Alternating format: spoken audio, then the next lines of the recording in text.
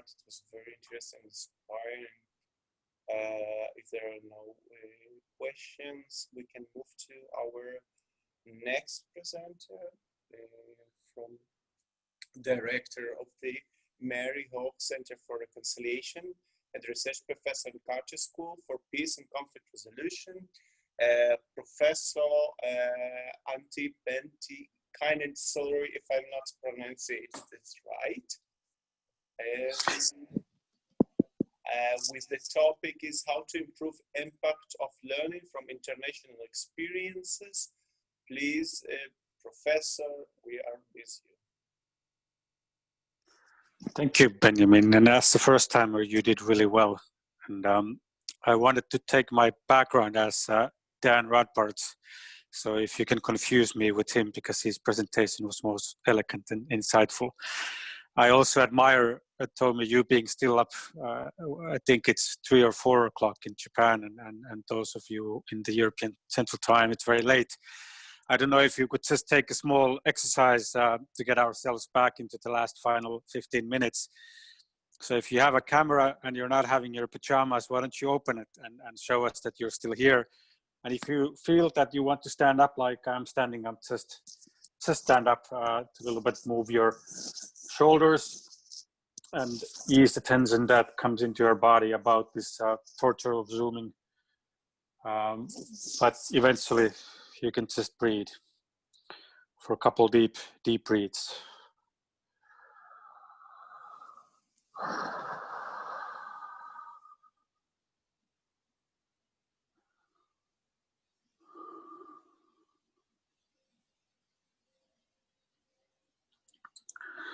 So friends, as you know, just 10 minutes of mindfulness is visible in our brains and in the moments we are, especially if we are helping with reconciliation processes and the pressures feel overwhelming. Human brains, as Dan Radbart really beautifully expressed, has this ability to get ourselves centered. And we should try to remember that in our daily lives. So let me just start by pulling up few slides. I won't have as many as Dan had, but couple anyway.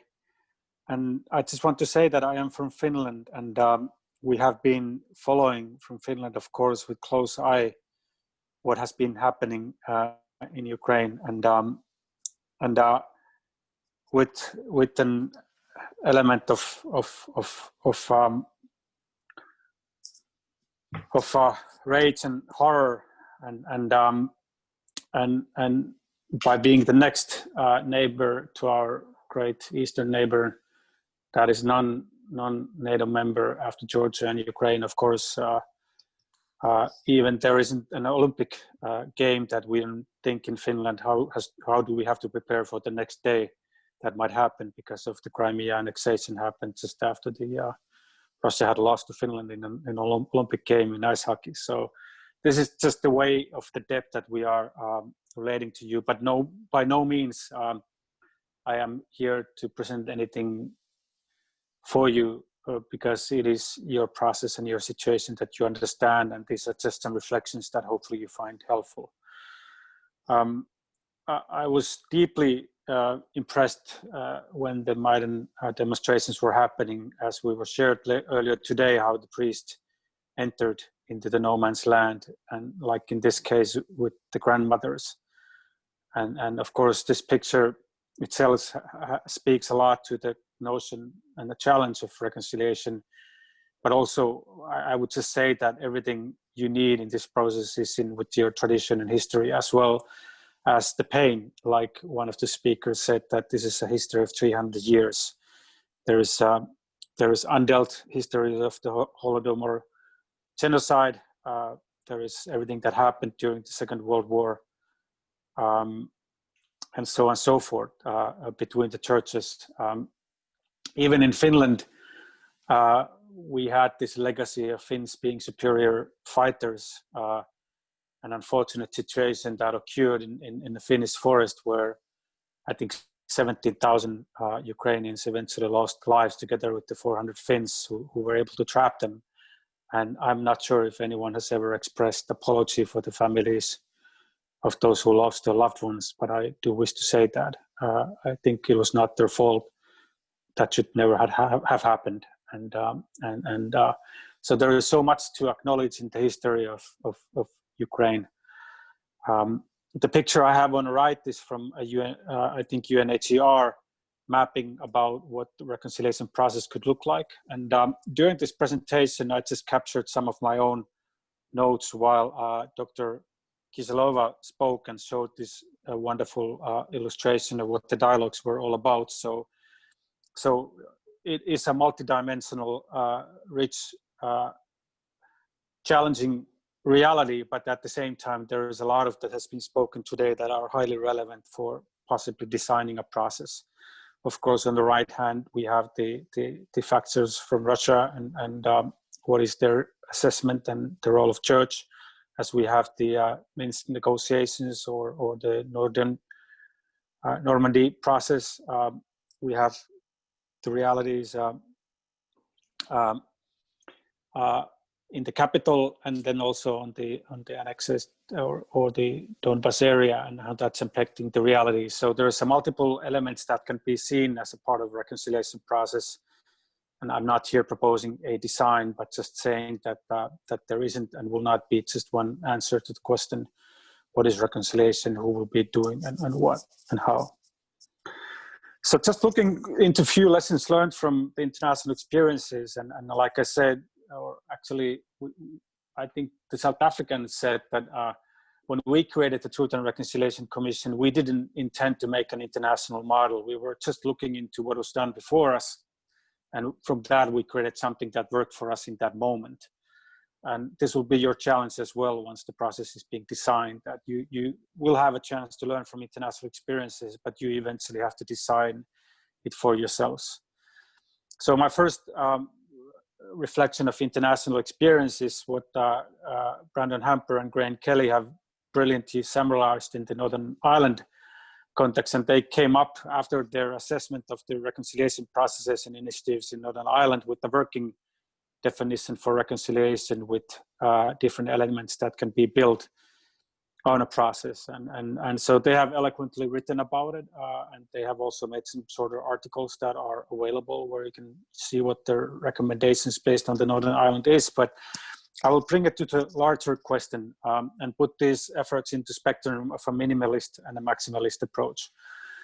So the Northern Ireland can be viewed as a minimalist approach. And let me just pause here for a moment because interestingly, in Northern Ireland, we've had some of the best living experts of our time investing their time and effort to do it really well and do it right. We have also had this cessation of hostilities in the context of European Union integration, where nation-state borders should not have mattered that much. At the same time, we've seen incredible increase of wealth in that area, but in general in Europe. And European Union has been investing hundreds of millions of euros into reconciliation efforts. But despite all of these, in the context of Brexit, there has been a fear of returning to violence, and there has been efforts to form new militias, and there's been killings and attempt bombings to make the countries go back into violence and the communities back into violence. And so it's important to notice that a couple of things. One is that when the Good Friday Agreement was done, the political parties that were signing the contract were able among themselves to water down the process. So they had made an agreement that we will live besides each other, but we will not mix our communities. And the second, we will not look into the past. They felt uncomfortable of reconciling and dealing with the history and the past. And this made it possible that whatever was done and how much money was spent didn't reach yet to the stage where the communities would feel safe in a way that a conflict is not attractive to them. The second observation is that when violence on the streets ends, unless there is reconciliation, the violence moves into domestic spaces. So there has been a huge increase in domestic violence, sexual abuse, and suicide in the families. So the burden that was felt in the streets will be felt among the families unless there is an element of of pushing the process further, also dealing with the effects of the personal trauma and healing of the community relations. In the case of South Africa, it is often seen as a deliberate, and I've had a chance to discuss with together with Martin and Toyomi and Karina, with some of our South African colleagues, and today they say that where the problem started was that ANC cut down the local reconciliation efforts. So even though the TRC was imperfect for that moment, it did serve the nation to move from very divided into seeing the history in a very unified way. 70% had a shared opinion about the pain of apartheid, but that has been now reduced into about 50%, and the community-based efforts were cut by the ANC government, who felt comfortably positioned in power.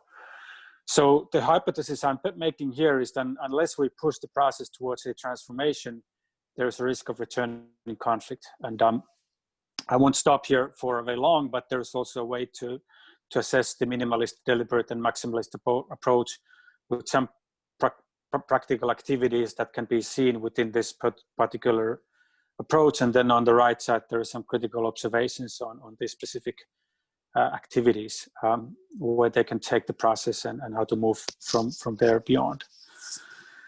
My second question I want to pause for a moment is that what is the right time for reconciliation? And this is also shared by somebody in this panel or today's deliberation, is that it has earlier been seen as a post-conflict rebuilding and reconstruction efforts.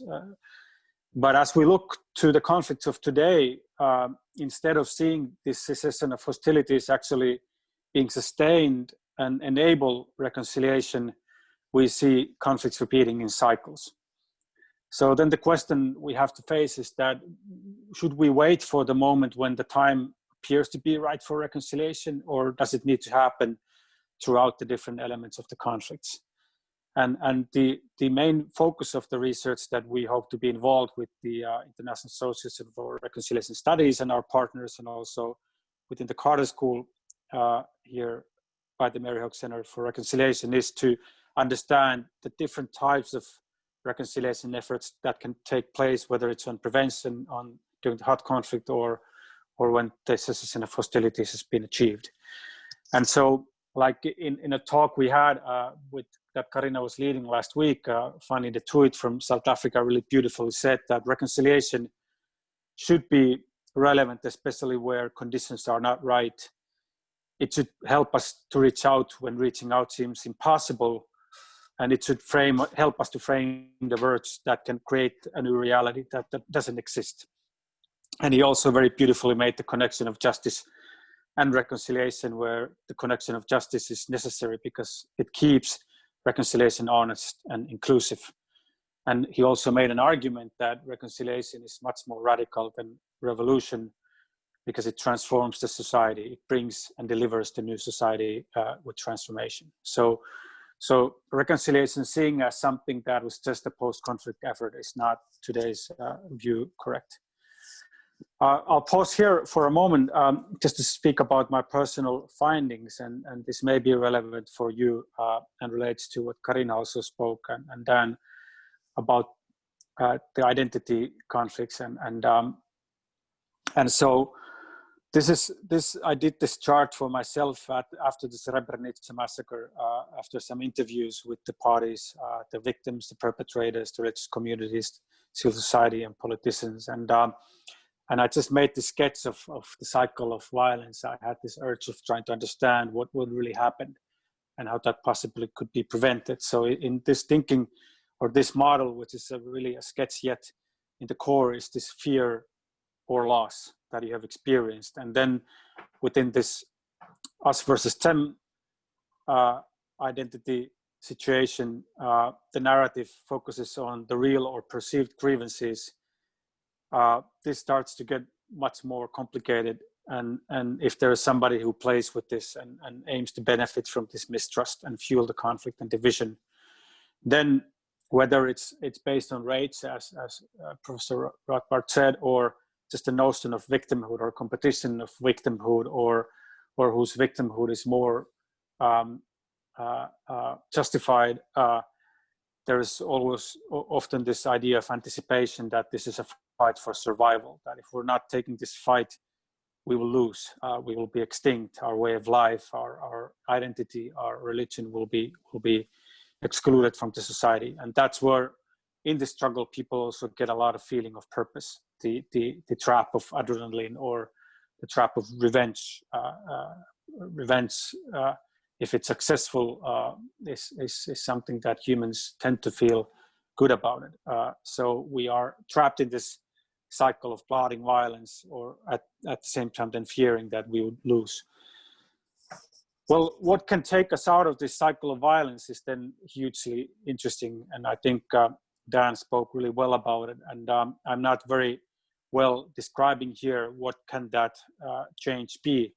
There's few models that I would encourage you to look into. One is Olga Bochereva's, I think he speaks seven steps of reconciliation. Another one is the Eastern Mennonite University STAR model, the model of trauma awareness and resilience, that speaks into the trauma and revenge cycles, and then the path towards reconciliation. So gladly, there are some simple models that can be also trained, and you can become a trainer. And I think it would make sense to build the Ukrainian society's capacity with these simple models, which of course you then have to adjust on your own reality. But that can include and should include the psychotherapy elements of naming the losses or fears, and storytelling as something that can be applied, whether it's to art and storytelling or art as itself. It is one step in this process. And once the humanizing of the other has happened, where I personally try to focus on is what I call insider reconcilers, people who have still potentially significant influence within their communities. And these are people that, in my view, don't necessarily need to believe in reconciliation. They should just have curiosity on the potential of reconciliation in getting better outcome than the struggle or the fight or the violence that is happening. And so through the process, they should find an element of healing for themselves, also for ethical leadership to occur and to be able to lead this process. And then dialogue and reform are needed for the complexity of issues that divide people and are hurting the realities. And in my personal observation, and this is different to what Brandon Hemper and Grant Kelly said, that's where I believe then justice can be addressed, often through restorative justice, but also other means of justice. And only then, in my experience, envisioning an interdependent future becomes possible. So how do you design a reconciliation process? I won't speak here very long. There are different models in international scene, how you eventually design a peace process. There is much less on how to design a reconciliation process. Fanny Dutude also spoke about how we lack this connection of causality, how the different elements, whether the Truth and Reconciliation Commissions or transitional justice elements, how do they connect actually to each other, and where do they take us, and where do we need to move forward? So when I designed one of these processes where I had been involved, the Finnish state and the Sami indigenous peoples process, I looked into some of these mediation models and looked how they could be helpful in a reconciliation process. And I've shown this cartoon as an illustration of what this kind of structure could look like. So if you are designing a process, there's much more evidence how you can establish the truth, what kind of forensic information, what kind of narratives can be found, what kind of experiences of personal experiences can be shared. But as in South Africa, it's much harder to move from this truth towards reconciliation. So we imagined a process of 3-track layers. One first track was the commission that is always temporary, aims for often a written outcome, has a limited mandate. Today there is models where there can be also permanent commissions. But then more focus on our model was on these insider reconcilers, because people own their conflict and they have to own the solution, and they have to define themselves when and how to approach the conflicting parties and how to involve their own communities. And the buy-in, ethical buy-in from the community is very critical for that to be successful. But eventually you can train, as all the dialogue efforts are, I assume, aiming to provide capacity building for communities to be able to discuss, agree, and identify the methodology they are applying. And eventually you have to have the different sides in that same space designing those processes together. And third element that we applied there was an element of healing for personal healing and also the community relationships. So how can you invest in trauma healing together with looking into the rituals, as we saw this grandmother kneeling for the priest that exist, maybe beyond the cultural divides that can help the communities to heal.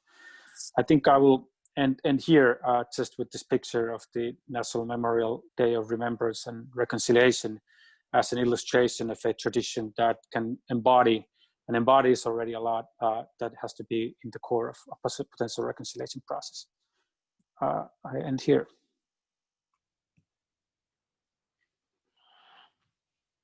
Thank you very much, dear professor. It was very interesting because it's probably just closing and open something, because it opens also to our next day of our conference where we're discussing about the ways, and we are working on our program. And please, if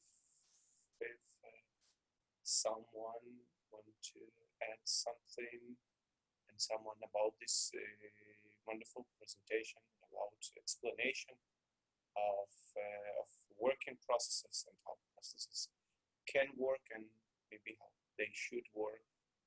And yes, please.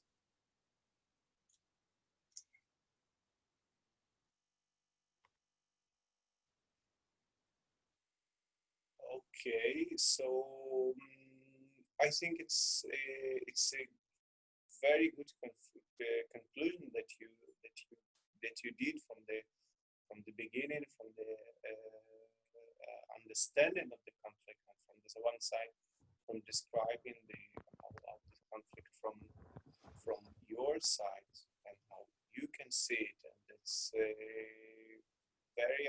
I think it gives some points of how did you see it in Finland, and in which way, and it just presents about the maybe other point in reconciliation about the fear, about the point of fear, but the fear something, and it's a great point that and you show it in your just in the way how to deal with this fear and how to go out from this circle. I'm very glad to have this conference today. I'm very excited. I'm excited about the dialogue we have, and this openness we reach. And I already said that I was till the age 18. I was growing in Ukraine, and now I'm just happy to realize that there are people who want to discuss, who are open for peace and want to cooperate things, and I feel this cooperation here, and it's wonderful because it's something that unexpected, not because I'm pessimist, but because I'm realist. So I'm think it's kind of expression for optimism, more optimism. Is Professor Martin, if you want to say something? Yes, thank you everybody for being here in this conference, and I feel very honored that we could host this conference. And there were every presentation was wonderful, inspiring, deep, and you saw. I think our hero is really Yomi, who wrote in the chat that it's 2:30 after 2:30 now in Tokyo. It's not 4, but nevertheless, it's really heroic, and you have all our compassion as well. This is a sakura, and it's wonderful that we close more together to develop something, to create something together. Of course, everybody comes from his background. Many could not talk about Ukraine because we do not research on Ukraine, and for respect, we will not make some talks about something we do not really know. And others are deeply into the research on Ukraine, and this would be really great to connect it more and to come closer together. So thank you very much for your time, and looking forward to tomorrow. I unfortunately cannot be with you tomorrow. I have to apologize because we have a faculty day they imposed to us a few days ago because of actual problems in the faculty, which sometimes happen. But so I wish you a very good time with Benjamin and Francesco and everybody. I also want to say thank you. I also want to say thank you very much, Benjamin, for organizing all of this. And I really want to express my deepest gratitude for all my colleagues from my Carter School who came today and discussed Antti presentation in the end, really showing us road ahead, which we will discuss probably tomorrow and in future, because he showed us so many multiple models, but also show how important to really bring this model into local context and populate them. And Antti will be, I'm sure he will be with us doing this, I hope, and we will build something really great for Ukraine. Again, thank you everyone, those who is working in Ukraine, all my friends who I know for many years, and those who I just met today. I saw rising hands. Olga, I guess. May I ask to share email address of participants for us, because in email we received from organizers, there is no our email. I mean, emails of participants. Yeah. So it would be great for next communications. I'm just, from my side, it's very welcome, more than welcome, more than that. And if they're not, if they are agreement from all, so it's no problem. I will share the emails, and more than that, I will invite all of you to join the International Association for Reconciliation Studies, because nowadays we are discovering the network, the global network.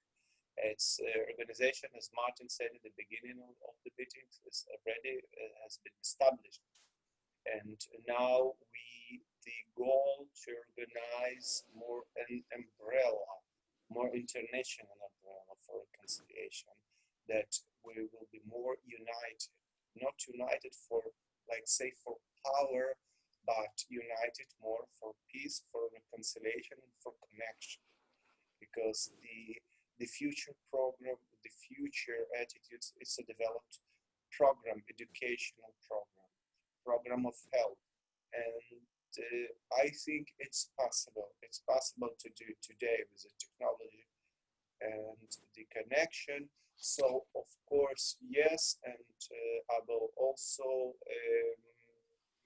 send the information ready on the, maybe someone don't have about International Association for Reconciliation Studies.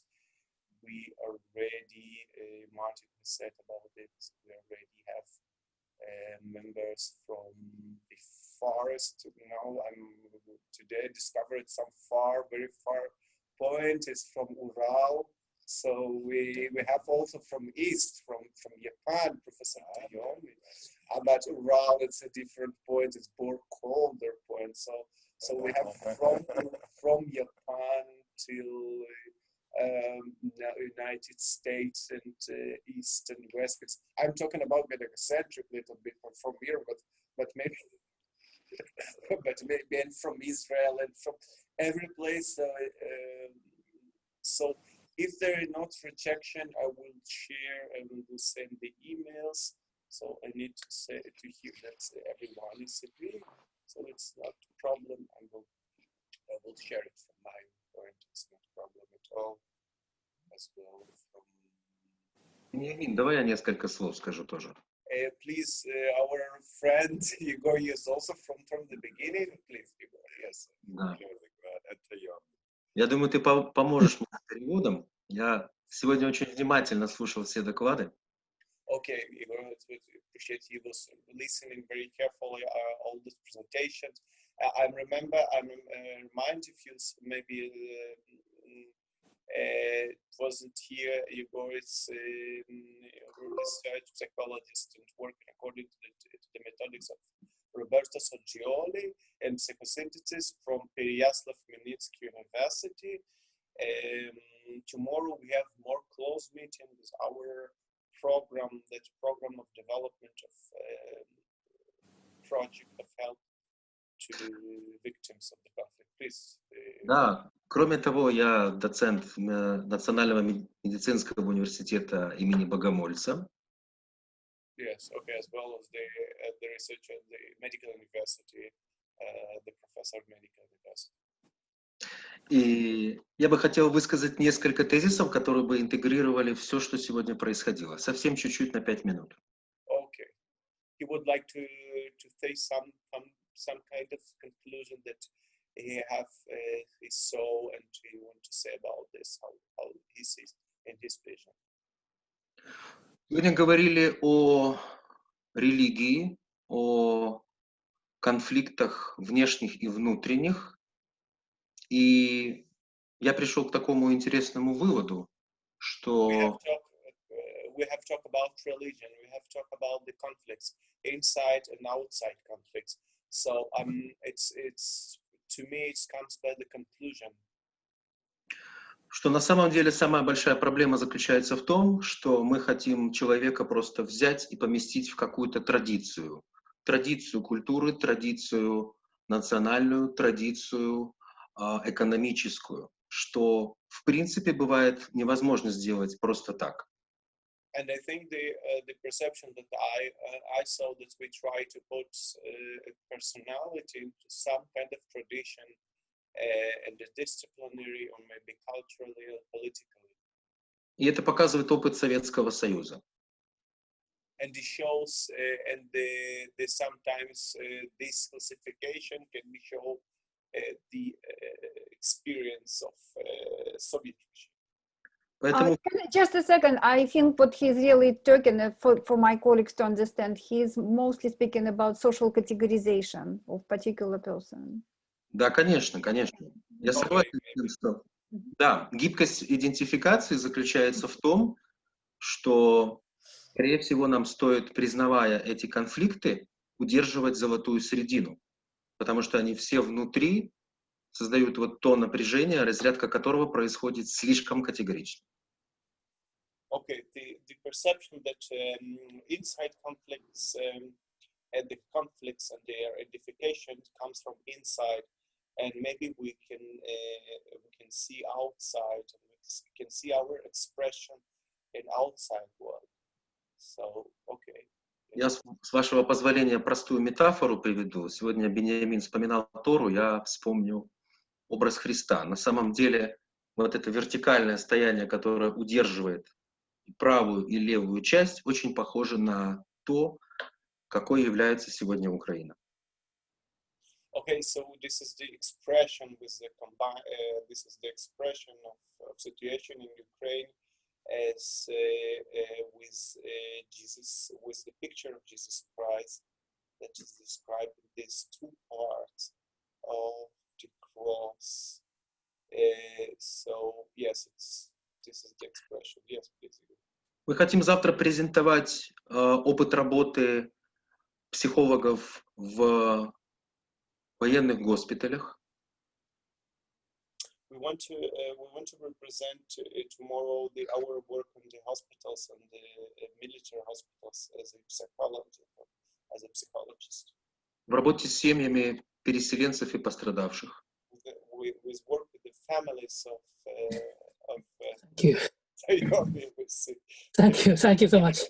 I'm sorry, I will quit. Okay. It's almost 3 a.m. Thank you very much. Yeah, thank you. Okay. Thank you. See you tomorrow. Okay. Good night. Good morning. Good morning. Okay. With the so with the work with the families and the population. Переселенцев, да. И наш ключевой месседж заключается в том, что на сегодняшний день не существует, к сожалению, единой целостной системы оказания психологической помощи. Okay, and we thinking we are just asking ourselves, and we thinking that there not exists some